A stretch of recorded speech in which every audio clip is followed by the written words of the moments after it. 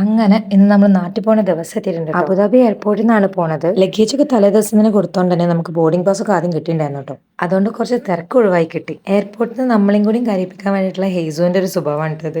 അവിടെ നിന്ന് എടുക്കാറില്ല. കഴിഞ്ഞ പ്രാവശ്യം ഈ പ്രാവശ്യമാണ് ഇപ്പൊ ഈ പരിപാടികൾ ചെയ്തത്. ഇങ്ങനെയൊന്നും അല്ല, കരച്ചിലൊക്കെ ഒന്ന് ശാന്തമായതിനു ശേഷമാണ് ഞാൻ വീഡിയോ എടുത്തത്. നമ്മളെല്ലാവരും ഒന്ന് വാഷ്റൂമിൽ പോയി വന്നിട്ടുണ്ടായിരുന്നു. ഇവിടുത്തെ ഹൈജീൻ നമ്മൾ എടുത്തു പറയേണ്ടതാണല്ലേ, നിങ്ങൾക്ക് കണ്ടാൽ തന്നെ മനസ്സിലാവും.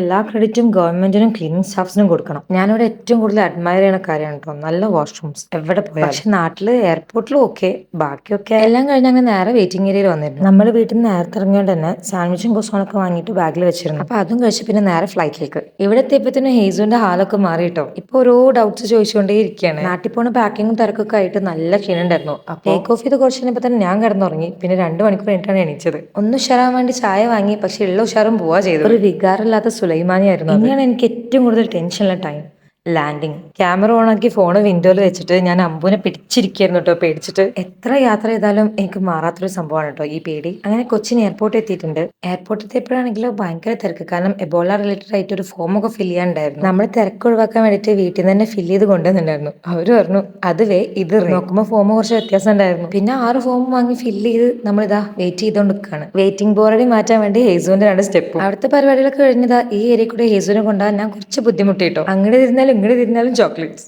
നമ്മൾ 6 ആളും ലഗേജ് ഒക്കെ ഉള്ളതുകൊണ്ട് ഒരു ട്രാവലറാണ് പറഞ്ഞിട്ടുണ്ടായിരുന്നത്. പക്ഷെ ചെറുതായിട്ടൊന്ന് സൈസ് കുറഞ്ഞു പോയി. അൽഹംദുലില്ലാഹ്, എന്തായാലും യാത്രയ്ക്ക് സേഫായി ഇവിടെ എത്തിയാലും.